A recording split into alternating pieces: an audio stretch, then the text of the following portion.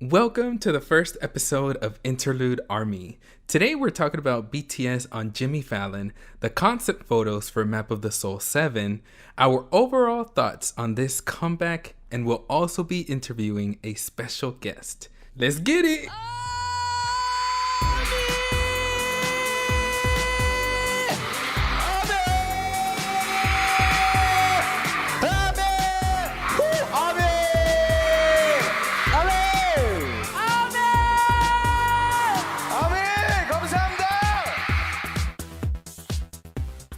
Welcome to Interlude Army. I'm Roseanne. And I'm Jose.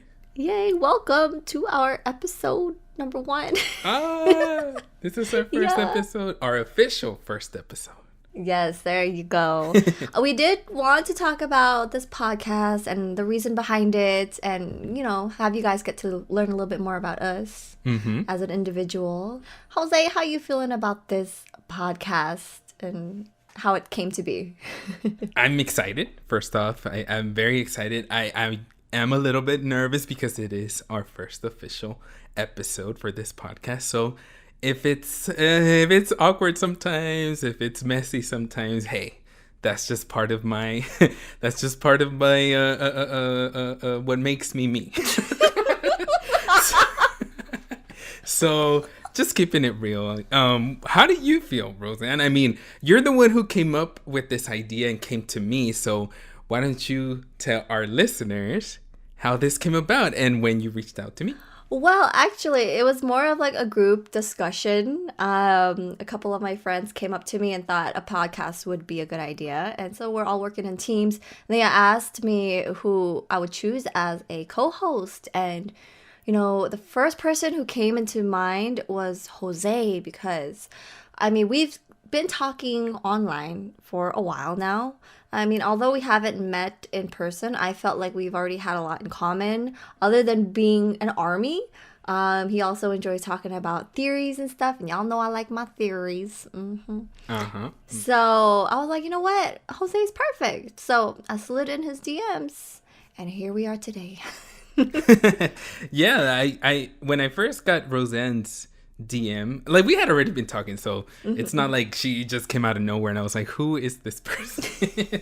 No, but even without having like previous conversations online, I knew Roseanne because of her YouTube channel xCeleste. So it's pretty big. She has a lot of great theory videos. She has a lot of compilation videos, the iconic Nobody's to Legends videos. Wow, like Jose, a lot of people promoting me. Well, yeah, come on. I gotta give credit where credit is due. You know what I'm saying? Wow. So I had already seen Roseanne's videos, and then finding her on Twitter. It was Twitter first when I saw, and I actually saw that she followed me. So once I saw that, I was like, oh my God, I have to follow back. Like, she knows who I am. I know who she is. We should get in contact. And actually, some of our viewers that we share like an audience, and so some of our viewers have told us like, oh my God, could you do a collaboration with xCeleste? Please. Like, you like theories as well. She's into theories as well. Or maybe something else, a reaction, something. And I was like, oh, this is a great opportunity. She's reaching out to collaborate on this big project, a podcast. And I said yes.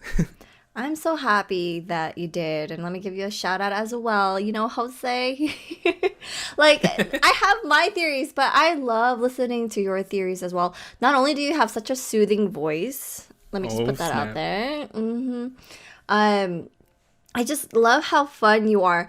I'm just going to admit now, I'm just going to say this, all secrets out of the box. When there's a reaction or when there's like a music video that drops, you're one of the first people I go to watch a reaction. So let me just put that out there now. I don't think I've ever told Jose this until now. This is a live confession. No, you've never had. Thank you so much for saying. Yeah, so that's the reason why you were the first person who came to mind, and I'm just so glad you agreed to this, and we're gonna make a lot of memories out of this podcast. So yes, we'll be looking back at this like a year from now and be like, oh my God, look at baby Roseanne and baby Jose. We've grown so much. Or not. We'd be the same. Or not. We're still the same. No, but for those who are interested, though, in this podcast, our mission is to highlight armies around the world by letting you guys also feature in future episodes. So keep an eye out for that. We are going to try to involve armies as much as we can. But also we're going to be doing interviews like the one today's, and giveaways, letters, book clubs, fun games, and even more. Yes. So please be on the lookout. This is collaborative, not just between me and Rosan. Like, you guys are also going to be able to collaborate with us. It's just giving voices. I'm not giving voice. Giving voices. Giving a voice to you as well. And of course, we'll be discussing theories, comebacks, performances, anything BTS ARMY and Big Hit related. Like we mentioned earlier, we are having a special guest, and I know BTS's comeback is around the corner. So hopefully this episode will help you guys prepare with the information that you guys are going to be given. So yeah, stay tuned. So now that you guys know what essentially this podcast is and what it's about and all that jazz, let's take some time to introduce ourselves, because some of you may not be aware that we have YouTube channels. A lot of you might, but for those of you who don't, we would like to briefly introduce ourselves and just give you an idea of how we came to know BTS. So, ladies first. Go ahead, Rosan. Oh, okay. Hi, guys. My name is Rosan, aka xCeleste. Long story short, I got into K-pop back in 2006 through an anime show, but I didn't discover BTS. Was it Dragon Ball Z? Okay. No. It Pokemon. Inuyasha. I only watched Pokemon, Dragon Ball Z, Digimon. Wow. Hey, at least you watch some of those. That's all good. It's all good. I don't really watch anime anymore, sadly. But okay. I didn't get into BTS until my sister introduced me to them. And the first video she ever showed me was BTS's dance practice to Bulletproof Part 2. And at that time, I was already a fan of a certain group. And so the transition for me was a little bit hard. But it's one of those things as to like, there is no way I am not gonna support and fall in love with BTS. Like, immediately I already fell in love with their choreography, but I just got so curious with them, and I started watching like the Bangtan Bombs, and I fell in love with their personality. They felt so raw and like down to earth. Yeah. And so I think that's just I keep saying I became a fan in like February 2014, but I think the music video that truly sucked me in was I Need You, and not Boy in Love, but I Need You was, yeah. And I'm here today. Hi. Yay. We have Rosan in our fandom. Yes. So, well, similar to you, I mean, it's I didn't come into it because of anime, but it was a Japanese song that got me into a Korean group that did K-pop. But this was back in 2013. So I got introduced into K-pop. After that, it was a lot. I actually started off a lot with girl groups. So if you go on my channel, JOSEOCHOATV, you'll see that the very beginning of my channel consists of nothing but girl groups reactions for K-pop girl groups. It wasn't until 2015 that I came across comments and suggestions saying like, please, Jose, can you react to BTS Dope? It just came out today. Like literally hours ago. Please. I was like, okay, let me do this. I mean, I've never heard of BTS. I've never seen any of their videos. Let me check them out. And I reacted the same day that it came out. So it was dope. And also back in the day when it first came out, some people were referring to it as sick. Some people were saying dope, some people were saying sick, but right now we all know it as dope. Yeah. And so I immediately was captivated. I was mesmerized. The choreography, as we all know, the Dope MV is like a lot of, it's like focused on the choreography. Well, the guys look amazing as well in their different professions, but as far as the storyline goes, there's not much to it but the choreography.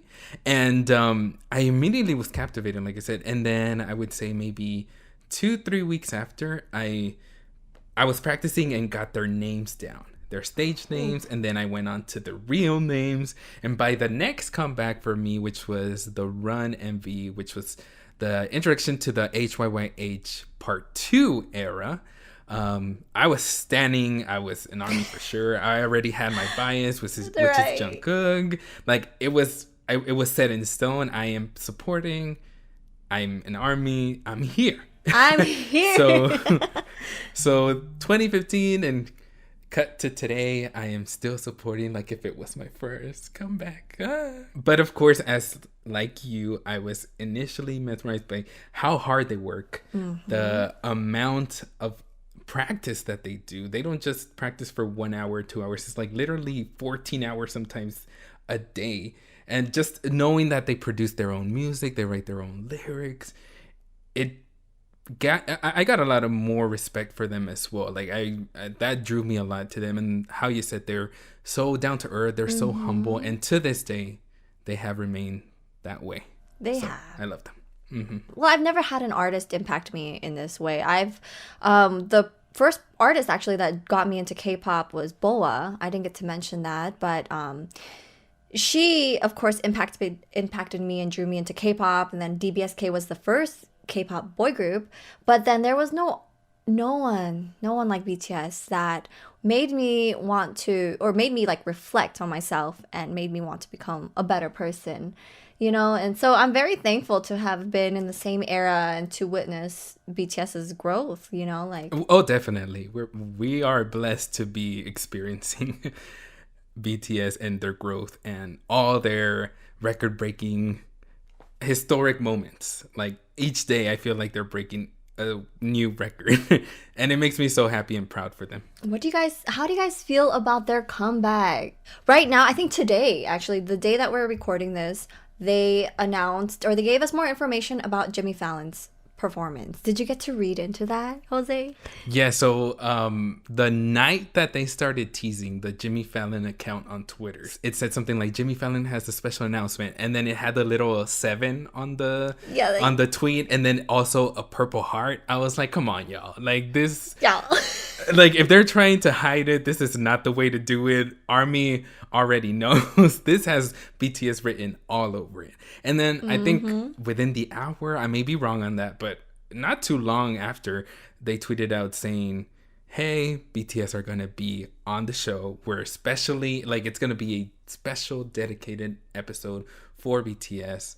And then to tweet out questions with the hashtag Ask Fallon or BTS on what was it? I'm trying to remember the thing because I didn't get to tweet out a question, so I actually tweeted one out and I forgot the hashtag already. Oop, that was a fail. But anyway, they did that, and so everybody was already in the know that we were gonna get a special episode, but we still didn't get any information as to like when it was gonna be, or I know they told us it was going to be like a full episode dedicated to them. Yeah. But we were like, what do you mean by that? Like, what is it? Like, half of it is going to be a interview, or half of it is going to be performance-wise? Like, are we getting more than one performance? Like, we didn't know anything.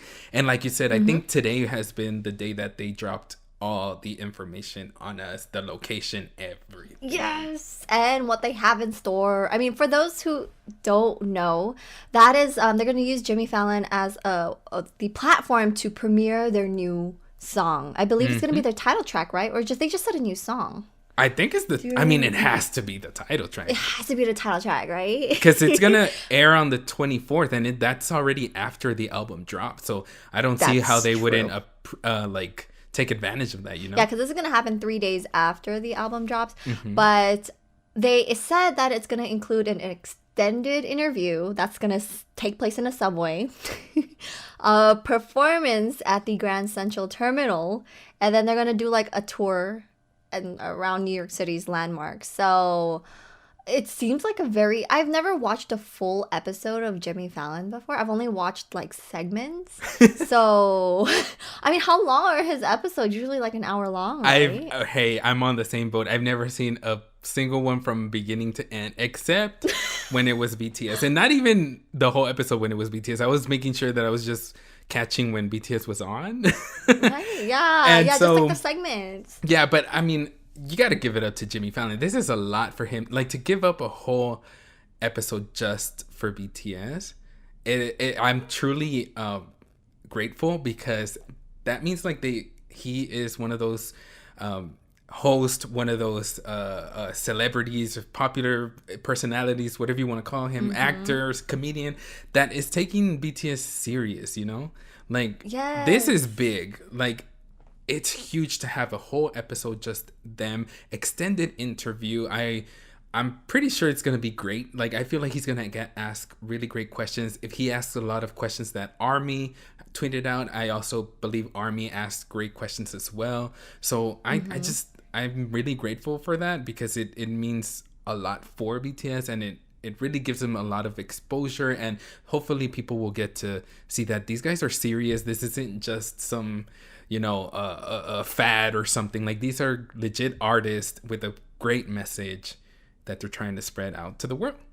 A full episode. I mean, I'm trying to think of who else has had a full episode, but they also noted that this is going to be one of the most high production episodes the show has ever put out. So that already speaks a lot about how this episode's going to be. I mean, they took over freaking Grand Central Terminal. Yes. Like, I think I've only been there once, but I'm just thinking about it. I'm getting excited already.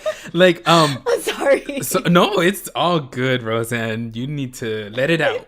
Let it out. Do not contain it. But as far as Grand Central Terminal, like, the fact that they're doing their performance there, like, I could just looking at pictures online and seeing, like, oh my god, I know they're gonna do it. Like, they are gonna bring. Oh, sorry, that's me clapping. That's how excited I am. This is going to be it. And if they take advantage of, like, the ceiling and stuff, how they have it, like, oh my god, okay. Let me. That's what I'm like, yo, what are they gonna do with the ceiling? Is there gonna be like a projector kind of thing? Is there gonna be like water? I'm just like real water. Yeah, and then I don't know. I believe the main producer of the show, or of the performance, I forgot already who exactly his title is, but he gave us a lot of details, and he said that this is like a grand performance. So wow. I know that's pretty vague, but it makes me think that they're gonna be like, I feel like it's gonna be a big space. I don't see them recording like in a small room or something. I don't know, like a small area, you know? That's true. I mean, we don't even know what the concept is for this title track, to be honest. I'm just kind of like going off of what was that's been given to us, right. Like Black Swan, Shadow, Ego. And the fact that because Grand Central Terminal seems like a very like not majestic, I don't know, like grand title. That's why it's called Grand Central. Hello, girl. Like, are they gonna be walking in freaking suits? I don't know. Like, we don't know what to expect. Well, I do know that they recorded when it was closed, right? Yeah, because no one knew about it. People were asking me, hey, did they record? Because they're in Korea now. Because I did see that a few of the dancers from the lab, the dance company, right. like the same ones that were with performed with Hobie in Chicken Noodle Soup. Yes. That's how we were able to gather that too, that somebody from BTS, or J-Hope from BTS, is working with Becky G, because we got all these puzzle pieces, and one of them was the lab was in LA saying that they had recorded something big and stuff. So that's happening again. Like, a lot of, well, I don't know how many, but I did see some members of the lab, either Instagram or Twitter, they were tweeting out like pictures from Grand Central Station. And it was like around 3 or 4 a.m. or something like that. And so that's when I believe it's closed. So like they did it when it wasn't open anymore. You know what I'm saying? I think that's what happened, because nobody knew. That makes sense. And usually fans, if they were to perform at the place, fans would talk about it, but this time there wasn't. And you know how you pointed out those dancers from the lab? The dancers from Black Swan were actually in LA as well the same time. Oh, they're MN Dance Company. Company. For the MN Dance Company. That's another. There you go. Okay, what are they? Let me see. Let me check. They're in Slovenia. Yeah, see, so they were in LA the same time BTS was in, and I'm not sure if they also went to New York, Because, yeah, they're not. Wouldn't that be amazing if they also had them collaborate in some way? That would be beautiful because, like, incorporating their contemporary dance into whatever they're planning on here. Like, we don't even know how the performance is even going to be because they said performance. Maybe there's like a little opening. I don't know. But they could be incorporated as like backup dancers or that. I would love to see that. Yeah, definitely. Like, imagine if they did like a little intro and then BTS came out with Black Swan or something. Because, I mean, I feel like they have to perform Black Swan as well, not just the title track. That would make sense because they didn't tell us how many songs, and then the fact that it's a whole episode about them, like just for them to perform one song, you know, it's possible they could perform 2 songs or more. I mean, the Jimmy Fallon's episode, we did want to touch base on the concept photos since that was dropped recently. Oh my god, I'm not ready for this. I'm not ready for this topic. No. So there were 4 concepts, and hopefully all of you guys have seen it because all of the images and photos were beautiful. Like, this has to be like one of my favorite concepts for an album. I think the last one might have been Wings for me, and also the, like, I think it was like Love Yourself, Her, Zero, or O. It was Girl, we're Zero. It was O for something, concept O. It was like a black and white. Girl can't think right now, I'm sorry, but it's been I love this whole concept. But which one was your favorite out of the 4, Jose? So when I first saw version 4, I mean, I did a whole reaction for all these, but I'm not 100% ready to say that it is my favorite because I'm still debating. On one hand, I have version 2, and on the other, I have version 4. Version 2 hit me like a train, like a train, a car, a bus, a person, a bike, plane. All of it ran me over. How is a plane? Okay, yeah, on the landing strip. You're right. You know what? You're right. A plane ran me over because I was not ready for version 2. Something about darkness is always intriguing to me, and I feel for the majority of people, the darkness being one of those things like don't go into the dark, or you know what I mean? Like as growing up, even as a kid, being told that way, you want to do it because it's intriguing. So, but then version 4 did it as well because we were so caught up in 1, 2, and 3. They were like versions 1, 2, and 3 were very similar in the concept of like they're dark to me. Like all 3 of those concepts were pretty dark to me. But then version 4 came out of nowhere. Like I was not expecting them all smiling and multiple photos in one photo, and the group shot just, oh my god, it like filled my heart with joy. It was fun. It looked fun. And then seeing the actual description that BTS put out, I mean Big Hit and BTS put out, saying that the last version is their true selves, it all made sense. You know what I'm saying? Because in the first 3 versions, I feel like they were kind of playing a character. They're playing a side of themselves. So in the version 4, I feel like it's their true selves, like they said it. It's like as if they found happiness with each other, right? That's how it comes off when you see it. Yeah, and it's interesting. And for version 4, I don't know if you noticed that every single group shot, even if it was the subunits, those are in black and white.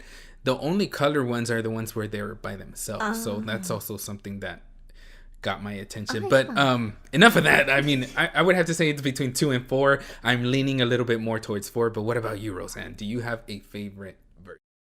So I felt the same way as you when it comes to something that's mysterious is really intriguing to me. And I think what sold me was concept photos number 2 because their wings. Something about them being dressed in all black with the whole wings and the water is just so mysterious. And I don't know, it's kind of, okay, here's another thing about me. Growing up, I had an I was not obsessed, okay, girl, I sound crazy. I liked vampires. They looked like, you know, I obviously didn't have like bat wings or anything, but it reminded me of those mystical creatures in the darkness, Uh-huh. similar to Gotcha. vampires. So that's the reason why I instantly fell in love with that. I need a wallpaper of it on my wall somewhere. I need Jungkook's photo on a t-shirt, on a blanket. I'm not even playing, bro. Like, I am not You playing need with it you right printed on your cup. You need it like your phone case. now. That one hit me so I can't. Like, woo. But, and then the corsets. Jimin and Jungkook have corsets. Right. People were like brightening up the images and stuff. What do you think about that? I just love the fact that they take, like, fashion risks. I love how they use like what would you call that? Multi-gendered, like they what's that gender Androgynous? yeah, there you go. I can't even say the word, girl. Androgynous. I know what you mean. Yeah, I know what you mean. Yeah. But yes, I cannot wait to see, because the concept photos could also relate to their title track. You know what I mean? So I don't know if the second concept was linked to Black Swan, but maybe one of those outfits will be part of the title track. You know what I mean? Oh, I see what you mean. Yeah. But like the third one, when they're on the table, obviously it's automatically gives you the Last Supper. But Yeah, right? Definitely. But it also gives you Dionysus because they literally perform on a table. I mean, granted, they don't have food, but it's still don't have very food. similar. But I mean, they got the wine. yeah, Right? that's They're true. like drinking from cups. They have the what are they called? The goblets, or not the goblets? I'm not thinking of Harry Potter. Chalice. Girl. There you go. Chalice. I don't know. Talking about Harry Potter, Ooh. Jin gave me so much Harry Potter vibes with the glasses and on version right. 4. That's right. People were He talking looks about amazing. that.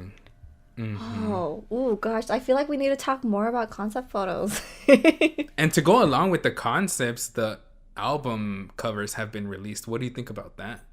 I so love pretty. it. They're so pretty. I don't know why I was thinking the Yes. album was gonna be blue. I'm so glad they chose white though. My favorite one though, other than the whole dark blue, navy blue, black one, I actually like the pink one. That's because Oh it's yes.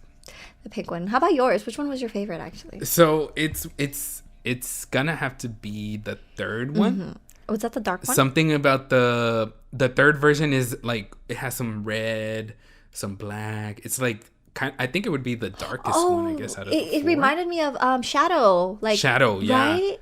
right? So you can actually connect it with a lot. Like that one can be connected to Shadow. Black Swan can be connected to the second one because it literally is the 7 that they put with the single cover. And then the fourth one is the blue one, which could go with Ego. Ego, yes, and then the pink one. So the pink one should have to be the title Track. Oof. You're on to something, Jose.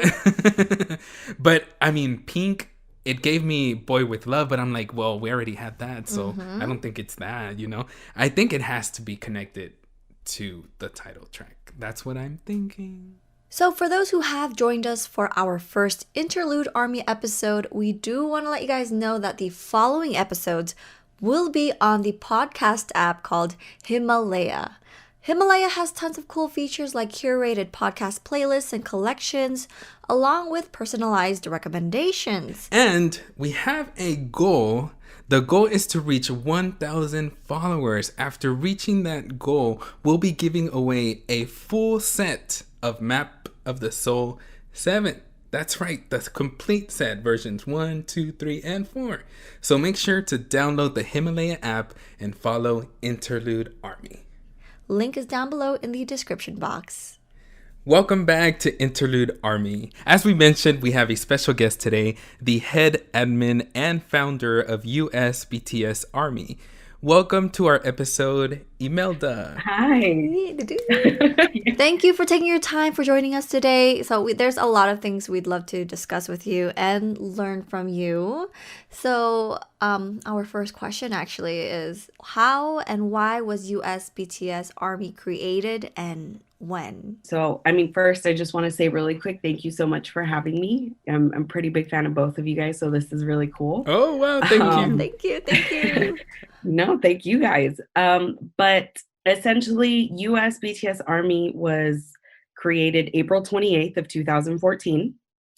So we're going to be celebrating our 6th year anniversary pretty soon. Essentially, it kind of just started because I noticed there wasn't exactly a fan base for fans in the US or fans or a fan base representing Army in the US. Uh-huh. We don't claim that we represent all Army in the US. That's not what we do at all. You know, it kind of just started just because there was other fan bases out there, but a lot of them were international or they were in different parts of the world. I noticed there wasn't one exactly for US fans, so it kind of just started from that, just kind of wanting to have somewhere that, you know, US fans could find important info they needed, or, you know, just whatever I could to support BTS in the US and to support Army in the US. So that's kind of just where it came from.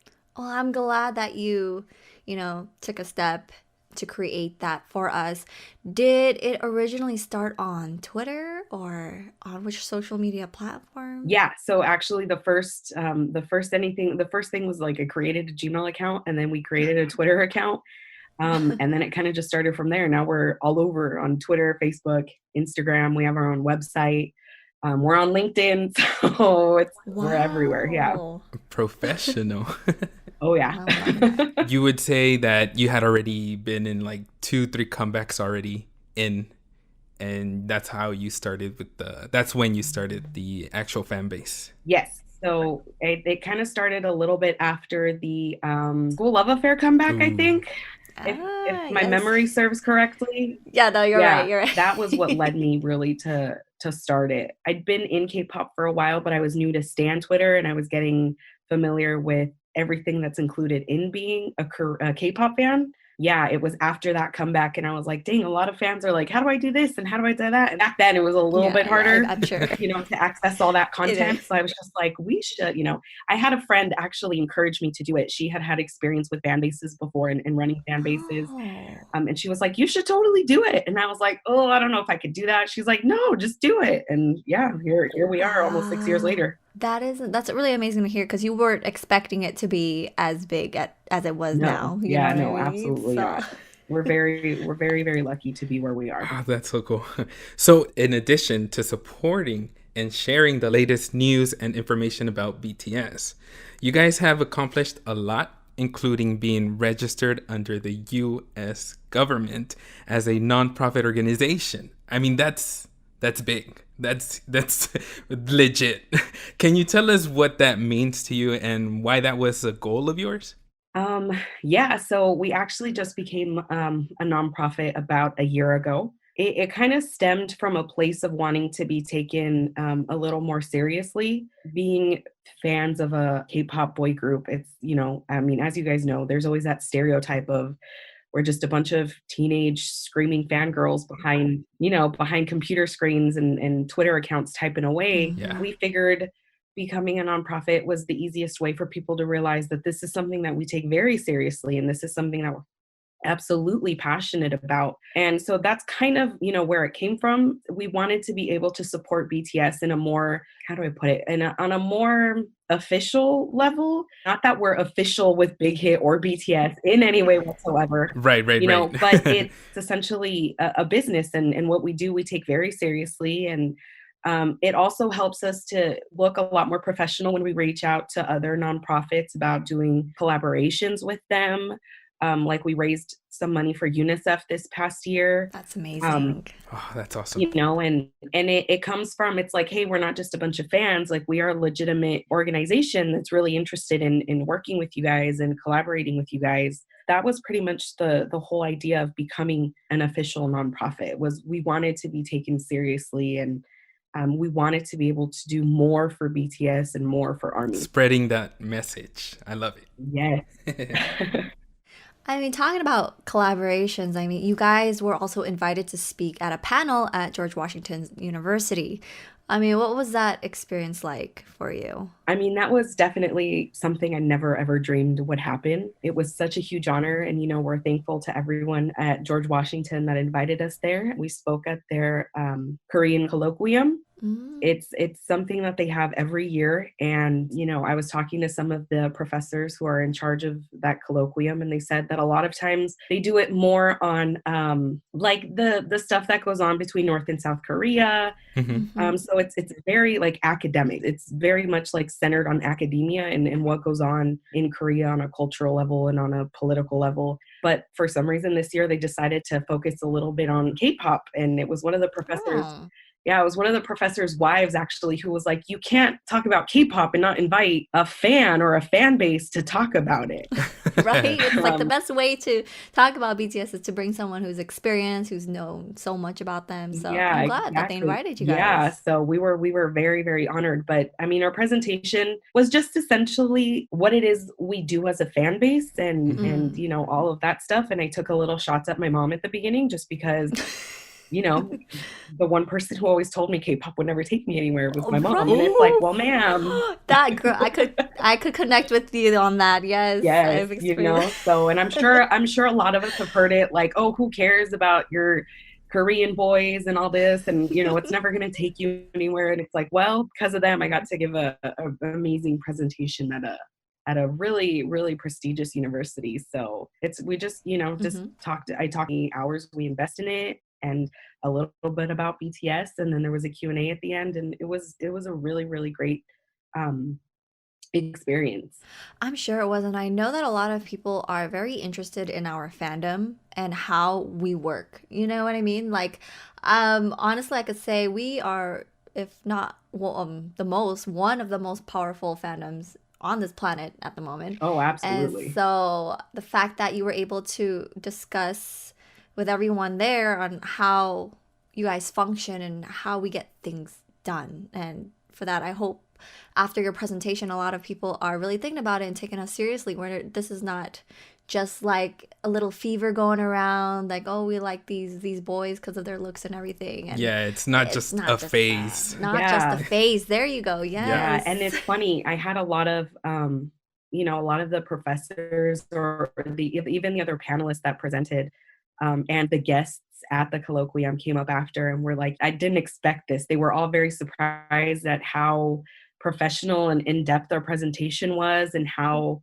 much work and research we put into it. And, you know, it was kind of the common consensus around the room was everyone was surprised at how seriously I took this, because no one really knew what to expect. Right. And it was just kind of like, yeah, no, guys, like this is a serious thing. Like I wasn't gonna stand up here and just be like, oh my God, so BTS, you know? Yeah, right. That's what like they kind of think we would say or what we do. Exactly. You know, and it was nice to be able to change the conversation to show these people this is very serious, and what we do, we don't take it lightly. So that was really great. That's awesome. Yeah. So seeing as you've been in working on this since 2014 and you've experienced a lot of comebacks, with this new comeback that we have with Map of the Soul 7, what would you recommend focusing on for this new comeback? See, that's kind of, I mean, it's a tricky, it's a hard question to be like, this is exactly what you need to focus on. Just because there's so many things that we can focus on and push. A lot of times, and what I like to tell people is we're very proud of all the accomplishments that BTS has done on the Billboard charts and all the hard work that ARMY have put.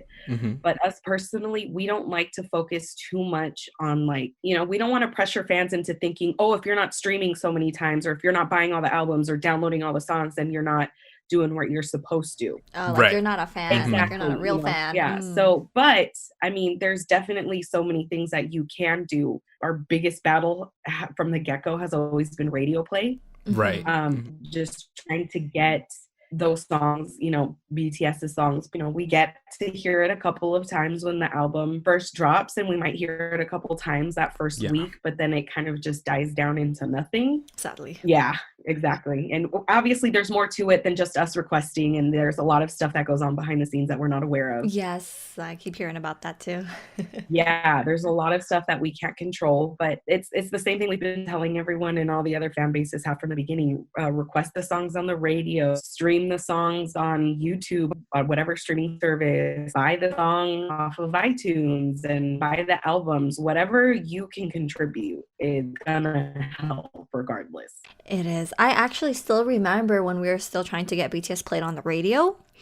And we would work together to send requests. And I remember I always have to remind people that we started off to where there was no radio play at all. And even if we don't get the radio play we want, the fact that, you know, we just keep pushing yourself. Well, if you have time to request. Sorry, don't push it. But just the way we've been working actually as ARMY and BTS, don't give up hope if they're not being played on the radio as much as we want them to be played, but just keep trying. We'll get there, because we literally started with no radio play to a decent amount of radio play, and we'll get there where they're being played every single hour of the day. Right. Exactly. Yeah. Radio play is one of the most important things. How about streaming nowadays? Streaming on like Spotify, Apple Music, YouTube. How important is that? Like, I know YouTube somewhat plays a role in Billboard, but I kind of want to discuss a little bit more about how important that is. Yeah, I mean, so streaming is obviously very important. Mhm. That YouTube thing has just started actually this year at the beginning of the year, where, you know, streams from the official YouTube will count towards the Billboard charts. And I don't necessarily think we have a problem when it comes to streaming like the music video. Oh yeah, no, for sure we we can get those numbers in. And even, you know, streaming, obviously when you pay for the streaming service, it's like if you have Spotify Premium or Apple Music, when you pay for the service, obviously the streams count more towards the charts than when you just use the service for free and listen to the ads. But the ads still do count. You know, the non-premium accounts still count. Granted, you do have to stream more times on those non-paid accounts than you would on the paid ones, but they still do count. I think the most important thing too is you want to make sure that you're not streaming like a robot. Oh, that's right. Right, yeah. Yes. Don't just put the song on loop and listen to it over and over and over and over again. You know, you want to make sure you avoid stuff like that. You want to act like a person. So listen to, you know, the title track and then put another BTS song in between, and then maybe listen to a different artist and then go back to it. So you want to make sure that you're not behaving like a robot. You're not just putting the song on loop. You know, act like a human is basically what I tell people, you know, like listen to the song, listen to other songs in between, listen to it again. Yeah, so sometimes I actually see like accounts on Twitter that'll share like playlists to like actively play, so that way it counts as a human. Like, you might not be interested in listening to specific songs, but armies are creating playlists so that way it's not just the same song after the other. Would you say it's okay to follow those playlists as well? Yeah. You know, I've heard like conflicting theories on the playlists. Some people say that yes, they work, and some people are like, no, don't listen to a playlist because it's still the same kind of repetitive nature. So like, and that's the bad thing when it comes to us trying to do well on streaming and on the charts, because no one really knows, you know what I mean? Like, unless you work for Billboard or whatever other streaming service, none of us can 100% know for sure, like, yes, this is accurate. Like, I have even looked up newspaper, like not newspaper, but like online articles about streaming, and all of the articles too have conflicting, you know, like some of them are like, yes, this counts, and other ones are like, no, this doesn't. But, you know, like, I mean, I haven't heard too much negative. So like, yeah, I mean, there's fans who work hard on these playlists to curate them for other fans, and fan bases too will release playlists so that fans can use them. So it's just, I think the most important thing is just like, you know, don't behave like a robot. Listen to the song, listen to some other songs, listen to it again. Make sure you're not muted, you know, because like, what human being listens to a song muted? True. That's true. Yeah, that's another thing. Yeah, the volume has to be up. I think the same thing goes for YouTube as well. You can't just put a video on loop. You have to at least fit in, I don't know, like 2 to 4 videos in between, so it doesn't make us look like a robot. For those who don't know about that now, you know. Yeah, exactly. So I mean, and the cool thing is there's so many fan bases out there who this is specifically what they do. And this is like the info that they share specifically. So there's so many resources for fans out there if they want to know, like, how do I do this the right way?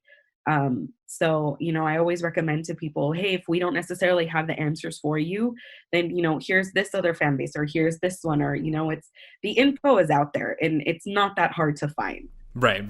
There's fans who do this too. Like, they're just like, guys, this is what we need to be doing. And the thing too about streaming and all of this other stuff with technology, it's constant. The rules are constantly changing. Correct. Mm-hmm. That's true. The rules are always changing. And right now, YouTube streams might, count towards the Billboard charts. How do we know in a year they might not? Like, it's always constantly changing. So it's kind of just like, stay up to date with your fan bases or the other fans that know about this stuff. Kind of do some digging yourself. It's just, but the most important thing I would say is just, behave like a human. Look up the music video. Don't just loop it, Don't just loop stuff. Look stuff up. Type it in. Search it on your own. Look up other stuff in between. Listen to the whole thing. I know, like, some new rules came out right now. I'm not too familiar with them yet, but some new rules came out about YouTube streaming and how those count. Oh, yes. I just saw. Was it like an hour ago or something like that? An article, right? Exactly. Like an hour ago, So it's, you want to I just tell fans all the time, just like, follow people who work on this stuff. And, sometimes we make mistakes. We're not perfect. Of course, we're not perfect. So if it makes sense to you, then do it. If it doesn't, then, for whatever reason, then just, do what you think is going to be best, kind of thing.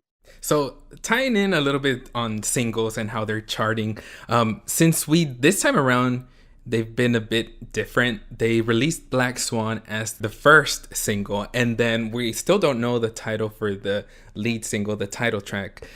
Could you explain to our listeners what that exactly means? Because it's never really been done before, where they release an actual, they call it themselves a single, but it's not the title track. I was when they released the comeback, like, map, and I saw that they were releasing a single, I was like, okay, well, this is interesting. It's because, a lot of Western artists will do this. They'll release a single before they release their full album, and the album has a separate title track. I think, I remember reading somewhere in an article, and like sometime last year, that a lot of times, like, companies release singles to kind of gauge listener response and to see how the general public will kind of sway towards a certain song or not. Because when we do, like, most requests live and we're requesting, the song on the radio on the weekends, that, like, a lot of radio stations, it wasn't like Black Swan wasn't released to be played on the radio. Like, they were still, like, we were still requesting Make It Right featuring Love, Love, yeah. Love. So I think it was just more or less because it did get them on the charts, and they did get on some charts for Black Swan. I think it was just kind of like a mixture of seeing where the general public would be at. I think it kind of helps also with longevity on the chart. Yeah. Yeah. So we could focus on one song. Yeah, because, like, I think it has to do, like, a lot with it. I mean, that's kind of always been our problem when it comes to charting. It's the longevity. It's not that immediate, because when that comes out, we are all over it. We are streaming and watching the music video and sharing and doing all the stuff we need to, and it comes out great. And after that first week, we're doing really well. The problem that we have is keeping it high up on the charts and keeping it high up there. And it's really more with the longevity. Right. And I think, I think singles have something to do with that. It helps with the longevity. Kind of like how, like, what's Lil Nas did with all those singles that he kept releasing. Yes. All the remixes? Yes, all those remixes that he kept releasing. I kind of want to say it's like the same thing. Because he was releasing all these different remixes, but his original song was still going up on the charts because it got credit for that.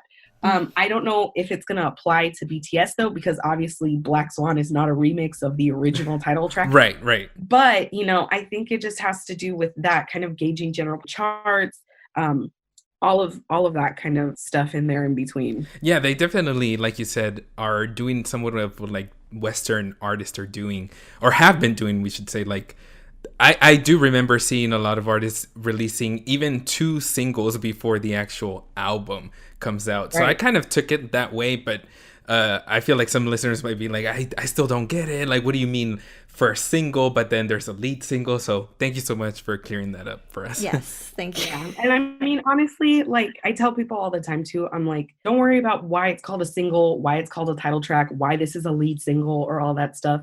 It's a great song with BTS. Listen to it, stream it, buy it, enjoy it, and like, forget about what it's called. Like, and that's, I don't like it when fans get anxiety over comeback because they're like, am I streaming correctly? Am I buying correctly? Am I chart listening correctly? And it's just, that's not what comeback is about. It's about hearing BTS's new album and people all the time, like, take a deep breath. You're going to be fine. Like, I don't want anyone to ever like feel pressured or anxious about it. Right. They should be happy. Exactly. They should enjoy this party, this festa. Yeah, that's one thing I want to remind fans that, don't stress yourself out. So I think on Twitter, it's nice to see others reminding each other, when you're streaming 24 hours, 24/7, make sure to take a break. Make sure to eat. Make sure to eat, have fun with it. Don't make it to where you're stressed out, because I know for a fact the boys wouldn't want our mental health to be concerned. Exactly. Like, can you imagine, like, they released this music, we can listen to it, and they're sharing all of this stuff with us. And then the last thing they want is for their fans to be having anxiety attacks because I didn't buy the song enough, or I didn't stream it enough, or, like, that's the last thing they're going to want. They want us to just listen and enjoy their music. Exactly. So for ARMY who aren't able to help that much financially, I think you touched on this a little bit before, but there are a lot of ARMY that even on Twitter or on YouTube will contact me and send me messages saying, like, I can't buy it. I can't buy the album. I can't buy the song.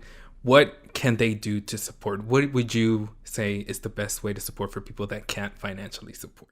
I mean, my first instinct always, because I get a lot of those messages too, like, I'm a horrible fan. I can't purchase any of their albums. I can't buy the song. I can't pay the streaming service every month. And that just breaks my heart that they feel like they're not good fans because they can't do that.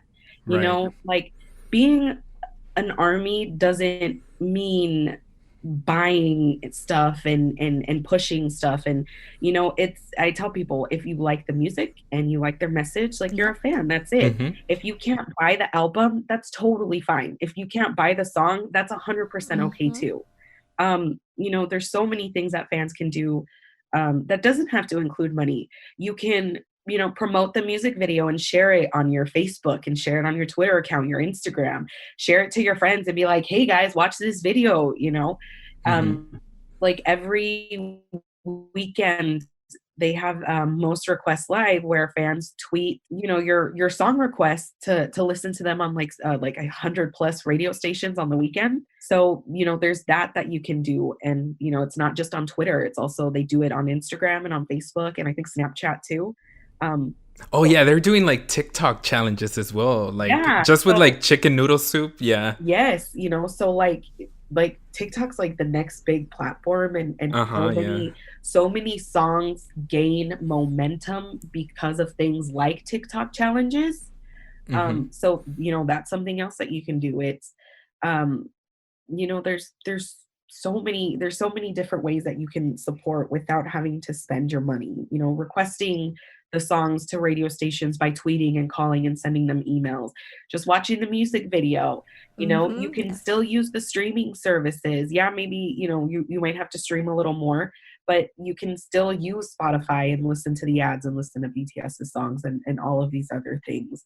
Exactly. It's sharing their music video and sharing their content, and just telling people like, hey, did you see BTS released a new music video? You should totally watch it, So there's so many different things that people can do. And I just don't want anyone to think they're less of a fan because they can't buy an album or purchase a song.